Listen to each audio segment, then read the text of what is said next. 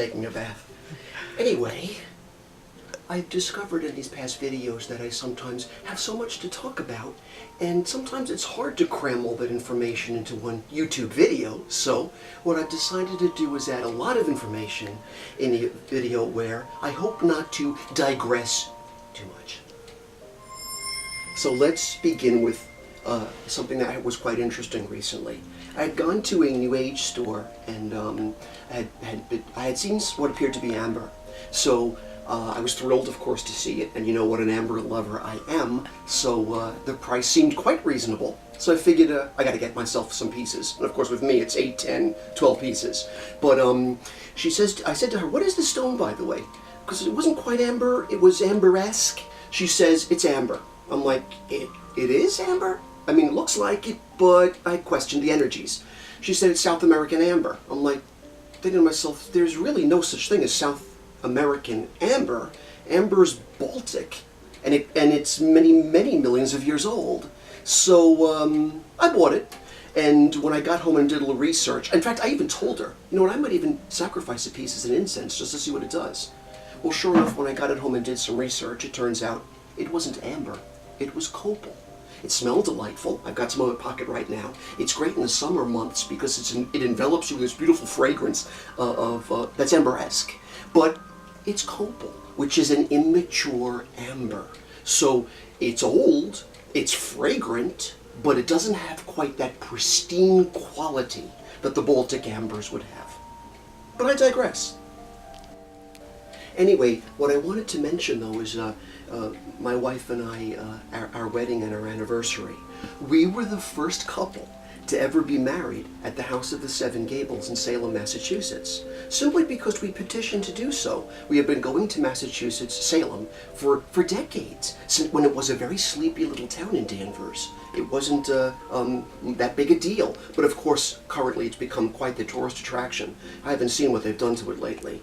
But at the time, we had asked Mr. Stevenson, who was in charge of such things, the house and the grounds itself, could we indeed be a couple that's married there? It was back in a long time ago. Anyway, yes, he did. He said yes. So we had a beautiful wedding at Nathaniel Hawthorne's home. I even was so enamored of it, I did a copy of a portrait of Nathaniel Hawthorne and his cousin Sophia, which hangs in my living room, my reading room. It's fabulous. But we set a precedent. So from that moment on, many couples, I understand, many, probably hundreds by now, if not thousands, have been married at the House of the Seven Gables, but I'm proud to say, we were the first. But I digress. I really wanted to discuss my garden. I have a way of creating what I would call sort of a pixie garden. And I think what's true is, if you have just a little drop of Irish blood in you, you're able to see the wee folk. You just seem to be able to attract to the garden the magic. So it's one thing to put in our garden, which we have. Many specimen plants over the past it's now over a decade. Lantanas and oxalis and buddleias and all the things that butterflies love and even lay eggs on. We've seen many a black swallowtail lay her eggs on the parsley, which they like to eat, and then they consume it all up, and once the parsley's gone, they go into the chrysalis stage. It's absolutely fantastic. Our garden has snakes, little ones, little brown snakes, common ones, not the what kind that would hurt you. Bats, which means the grounds are very healthy. They're eating the mosquitoes. Dragonflies, damselflies that will land on your finger. Lightning bugs. What I do is I have all the little white sparkling lights. So I like to plug them in the summertime around the water features, and the lightning bugs are attracted to the little glowing lights, the sparkling lights, and they start emitting all their lights, and the garden becomes something quite wonderful. So between all of the creatures of the garden and the various herbs, spices, and flora, and I guess ultimately fauna, I'm convinced though it's that quarter Irish in me that helped to create this fabulous emerald garden of magic. But I digress. As you probably know, I live in a over 1800s Victorian home, and last year, not last March, but the March before, the whole area on Long Island was hit with a major storm. It was the week of course, the Ides of March, which is always too much, overpowering, and we had, in Freeport, we had hours of over 70-mile-per-hour sustained winds. It was awful. At one point, it blew the widow's walk off the second story of the house where my bedroom is. The widow's walk didn't just have to go flying off the house, which is awful enough, but it landed on my vehicle and smashed the window as well as the car itself. It was quite the debacle. But in a way, I feel kind of lucky. I don't know if it's me always able to turn tragedies into something more positive. I always do. But I kind of felt like, you know what? I know the widow's walk was on the house for 120 years. But now that it's gone, there's no widow's walk. And I'm still reluctant to replace it because I feel like if there's no widow's walk, then there's no widow. And therefore, my wife is not going to necessarily lose me anytime soon. So I'm really not want to replace it too soon, because I kind of like the idea that maybe right now there doesn't need to be a widow's walk on this particular Victorian. But I digress. Anyway, I've moved several times over the past few years and ultimately settled in the Victorian that Captain Raynor built. But there's been one theme. There are many themes, but there's been one particular theme that always seems to continue, and it does rather haunt me. I had a buddy years ago, and we were really close, and I liked him a lot, and we got on very well, and we played Frisbee, and we did all the things that just teenagers and 20-year-olds did, and went to clubs, and I don't know, we just did all that kind of stuff, had a beer or whatever, or swam in the pool, or just all sorts of things.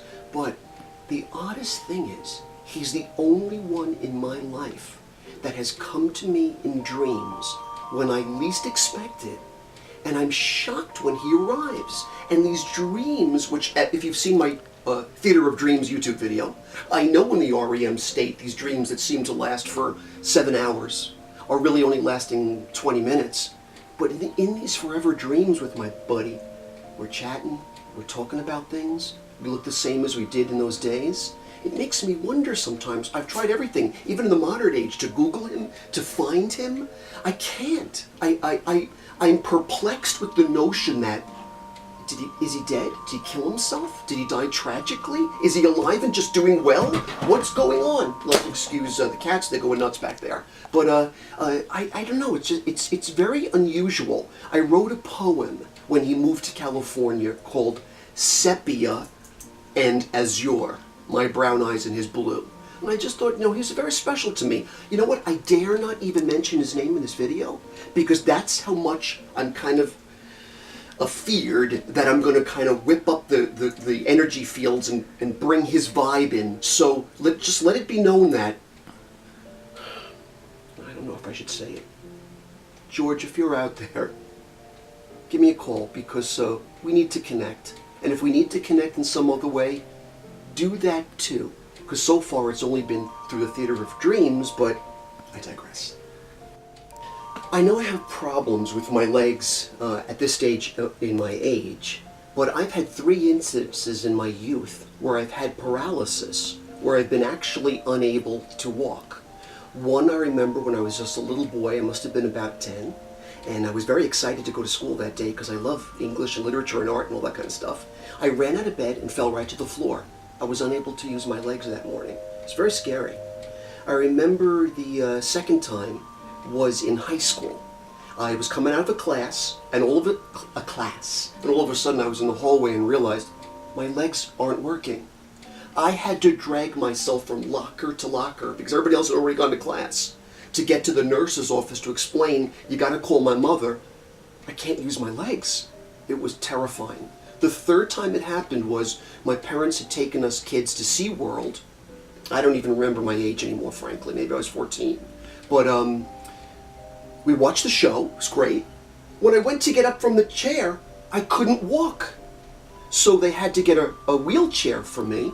By the time they got the wheelchair and they got me in it and they started to have the process of moving me, all the energy came back into my legs and I was able to walk. To this day, I don't understand what all that was about. I suspect sometimes it's past life oriented.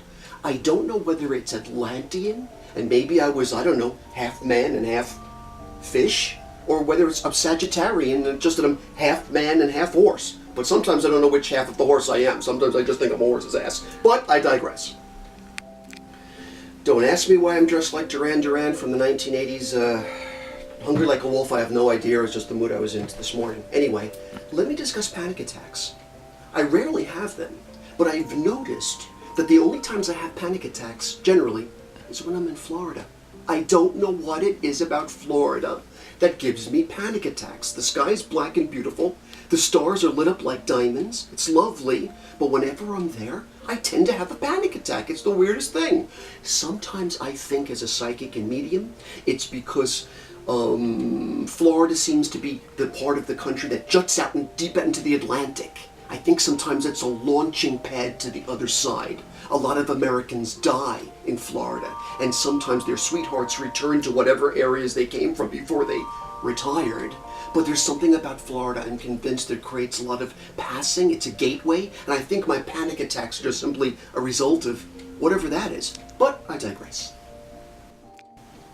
I remember when I was just a little kid, I was 5 years old, and I won first prize in school for a crayon portrait I did of my mother. And the school went from kindergarten to 6th grade. Well, they wouldn't give me the prize because they thought that the older kids would be embarrassed that a kindergartner had won. You know what? I never needed the prize. I just was thrilled with the accolade or the notion that I had won. And I was actually much more thrilled that my mother put the portrait of herself on the refrigerator, frankly. But very unique that the paintings you see behind me, the Egyptian pieces, I have never gone to art school. I've never been trained artistically at all. I've painted this way since I was a child. I'm convinced it's God's way of saying I'll give you certain gifts, but it is quite fascinating that this energy courses through me and I'm able to do this. I'm very thankful to God, but I digress. I digress. Past lives are very interesting. And I don't just believe in reincarnation, frankly. I haven't done the video on it yet, but I believe in transmigration of souls. I believe that you can come back as an animal, possibly a tree, who knows, maybe a stone. I've been convinced in time that even my wife may have been just part of a body of water that floated through France one time. So, I mean, my God, that's a whole separate lifetime of videos. But I do believe in transmigration of soul, and here's the reason why. I don't think I was a lot of animals in my past life, but I'm convinced prior to this lifetime, I was a deer. And I just feel the sense that I had 2 to 3 years of bliss just living as a deer. Not that it was that great in the winter, because I believe it was upstate. But I remember just one day it felt like I was shot. And I never felt the pain, I just died. But there's that sense that I lived my life as a deer.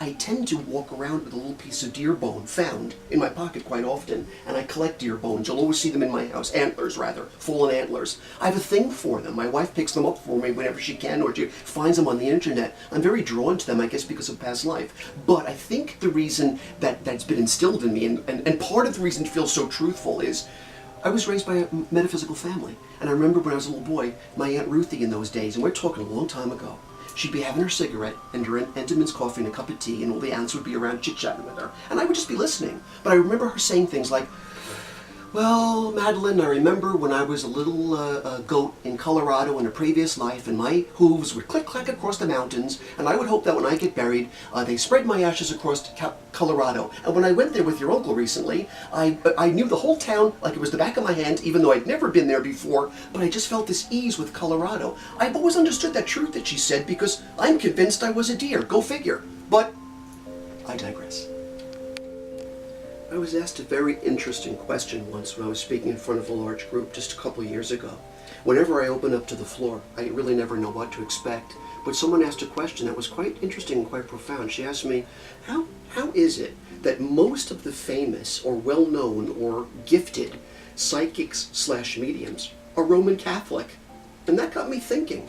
It's true. A lot of them are Christian or Roman Catholic.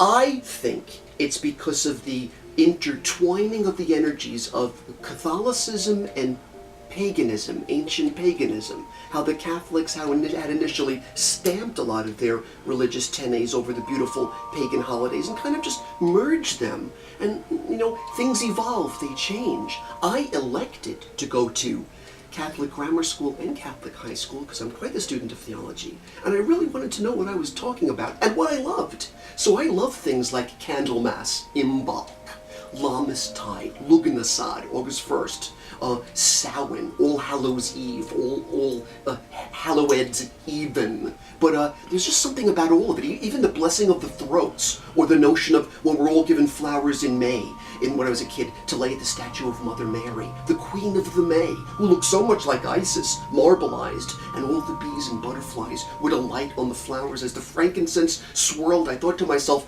this is a religion for me. But I digress. I'm an avid bike rider, and years ago, many years ago, something very bizarre and very interesting happened. I was taking my bike out for a late night ride, and it was in a storage unit in our apartments that we used to live in long ago.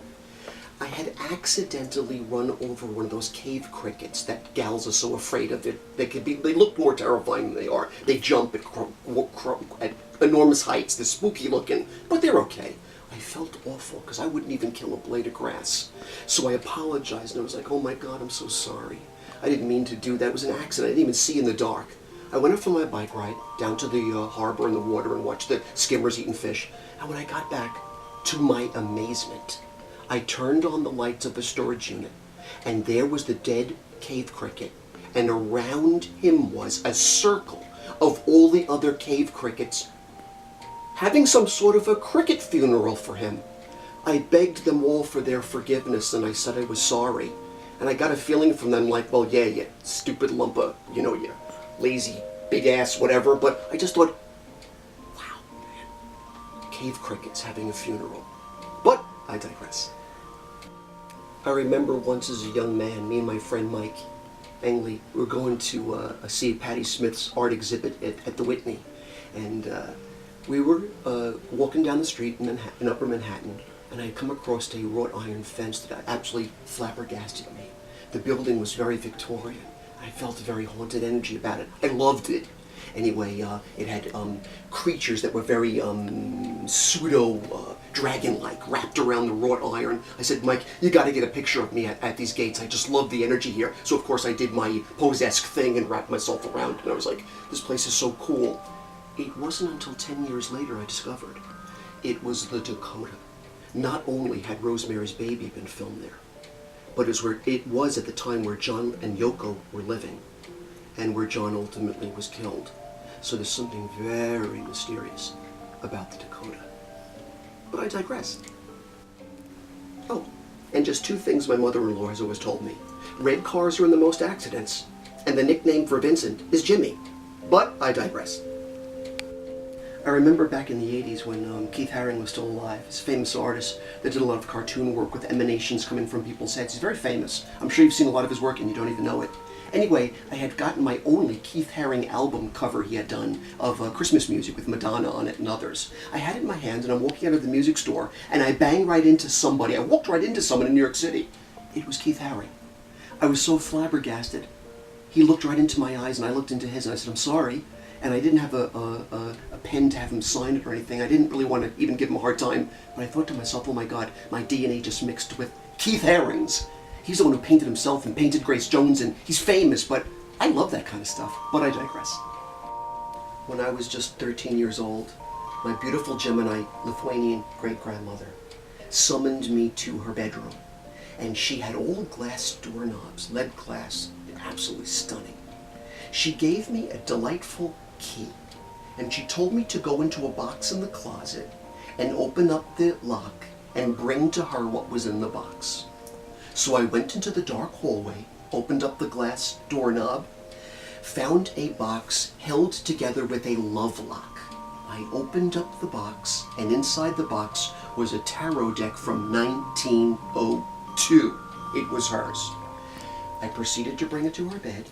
We sat down together, and she showed me how to do a reading with the cards. And then she gave me the deck. The torch was passed to me. I felt very honored. I've always had the power ever since. She could have given it to her son, my grandfather. She could have given it to her grandson, my dad. But she waited around long enough to give it to me when she was pushing 90, because she probably knew I'd take it someplace, and I have. But I digress.